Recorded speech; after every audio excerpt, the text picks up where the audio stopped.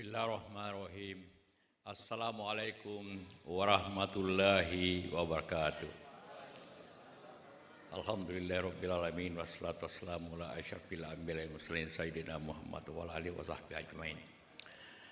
Yang saya hormati dan muliakan Bapak Ketua Majelis Ulama Indonesia, Bapak Kiai Haji Anwar Iskandar. Yang saya hormati Ibu Retno Marsudi, Menlu kita yang luar biasa, Pak Kiai Nur Ahmad, Ketua Bokos, dan para pimpinan MUI, serta para duta besar yang hadir, hadirin hadirat yang saya hormati. Pertama-tama marilah kita semua menyampaikan rasa duka cita atas segala korban konflik. Semua Allah Subhanahu wa taala mendapat sebagai syahid tempat yang baik di sisinya.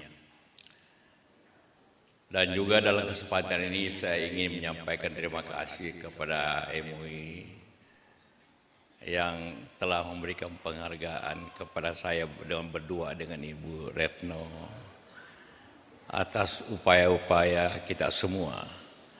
Dan upaya itu tidak terlepas daripada doa dan juga dorongan daripada bapak-bapak dan seluruh masyarakat Indonesia untuk melaksanakan baik ajaran agama, mendamaikan orang yang berkonflik.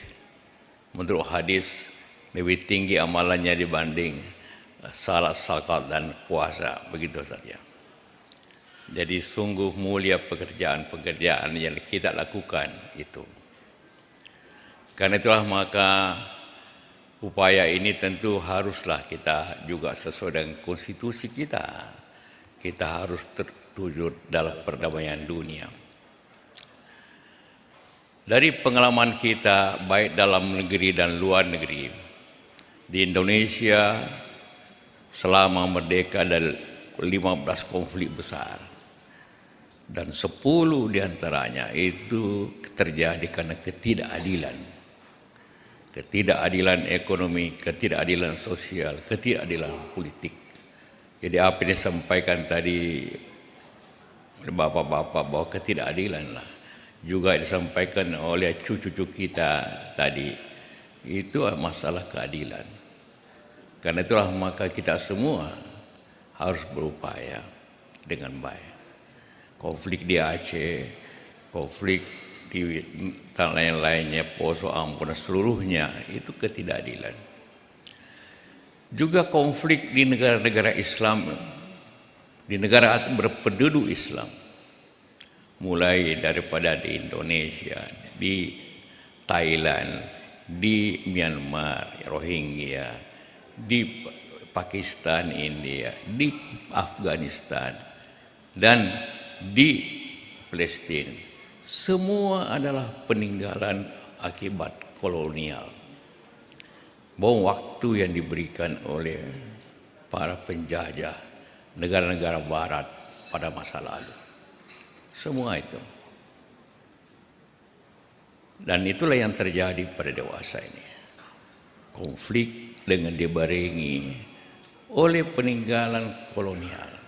Apa yang terjadi di Palestina awalnya hanyalah karena Melu Inggris membagikan batas yang ditentukan saja dalam satu kertas, dan pada ujungnya seperti sekarang konflik di Myanmar hanyalah karena mendatangkan orang oleh Inggris dan sebagainya. Konflik jadi hubungan antara warisan kolonial, kemudian ketidakadilan, dan juga karena upaya-upaya penguasaan ekonomi menyebabkanlah konflik dan penjajahan baru di muka bumi ini. Dan tentu ini sangat berbahaya pada masa datang. Juga tentu masalah agama, ujungnya telah menimbulkan masalah-masalah seperti ini. Apa yang kita terjadi? Tentu kita sangat menghargai upaya para pejuang-pejuang dimanapun. Adalah keberanian dan juga perlawanan. Tapi keberanian saya tidak cukup. Sekarang ini apa yang terjadi kita lihat di Palestina. Keberanian para jihadis di Gaza, sekarang ini di Lebanon dan sebagainya. Luar biasa keberanian dan juga perjuangannya. Tapi kita tidak bisa melawan teknologi. Perang sekarang adalah perang teknologi yang kita tidak kuasai. Karena itulah maka pada masa datang tantangan kita bukan hanya tantangan dari pihak ingin menguasai, tapi tantangannya kepada teknologi. Negara-negara Islam tidaklah miskin. Banyak negara Islam yang kaya luar biasa. Negara-negara penghasil minyak di Timur Tengah sungguh luar biasa kayanya. Tetapi tidak bisa hanya dengan kekayaan, tidak bisa hanya keberanian, tapi teknologi mengalahkan semuanya. Karena itulah maka doa kita dan upaya kita bukan hanya dalam menghadapi. Kalau kita hanya berteriak, kita hanya rapat umum, kita hanya rapat akbar, kita hanya setelah itu pulang ke rumah dengan segala upaya-upaya doa kita, tapi tanpa upaya menguasai teknologi, maka negara-negara Islam akan terkuasai apabila kita tidak menguasai itu. Jadi jangka panjang adalah di samping menjaga keadilan dalam negeri dan dimanapun di dunia ini, maka penguasaan ilmu dan teknologi harus menjadi bagian daripada upaya kita masa datang. Siapa yang membayangkan bahwa pager yang kecil itu bisa menjadi bom yang luar biasa? Hanya teknologi yang bisa mengatasi itu. Siapa yang bisa mengebom persis kena pimpinan daripada Hamas, Imam Sania, persis kena di kamarnya. Hanya teknologi yang bisa melaksanakan itu. Keberanian tidak bisa melawannya. Walaupun kita menghargai Afghanistan, bahwa dengan keberanian dia melawan 3 negara besar penjajahnya, Inggris, Rusia, Amerika, dia bisa kalahkan dengan keberanian. Jadi keberanian, penguasaan teknologi, keadilan, itulah yang dapat menjadikan dunia lebih damai apabila kita terkebelakang. Tapi semua itu juga didasari kemampuan ekonomi. Tidak ada negara yang punya teknologi yang lebih tinggi apabila ekonominya tidak. Jadi semua masalah ini saling terkait. Tidak bisa hanya kita katakan, mari kita perang, beli senjata, tidak. Semua terkait kemampuan ekonomi satu negara, pendidikannya yang kuat, teknologinya dia kuasai, kemampuannya untuk berperang, dan keadilan bangsa dunia inilah yang dapat mengatasi, menjadikan dunia ini lebih baik. Karena itulah khususnya bagi kita semua bangsa ini, Majelis Ulama dan kita semua, untuk turut serta dalam memajukan bangsa ini dengan penguasaan ekonomi, memperbaiki keadilan bangsa ini yang sangat timpang. Indonesia ini salah satu negara yang sangat timpang ekonominya dibanding dengan bangsa-bangsa lain. Karena itulah kita harus perbaiki. Kita tidak bisa hanya berkumpul di sini, berteriak di sini, mari kita ini hidup Palestina, hidup orang, tidak bisa.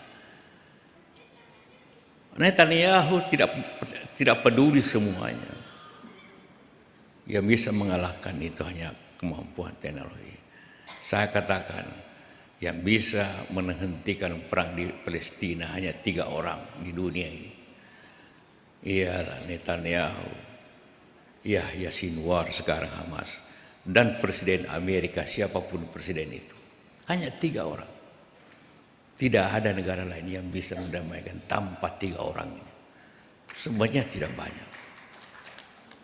Marilah kita semua bekerja. Suatu negara tidak diabaikan apabila tidak punya kemampuan ekonomi yang kuat, tidak punya kemampuan pertahanan yang kuat, dan keberanian yang kuat.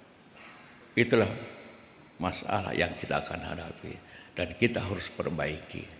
Kenapa saya selalu bicara tentang pendidikan yang baik? Karena itulah yang dapat mengatasi masalah kita masa datang.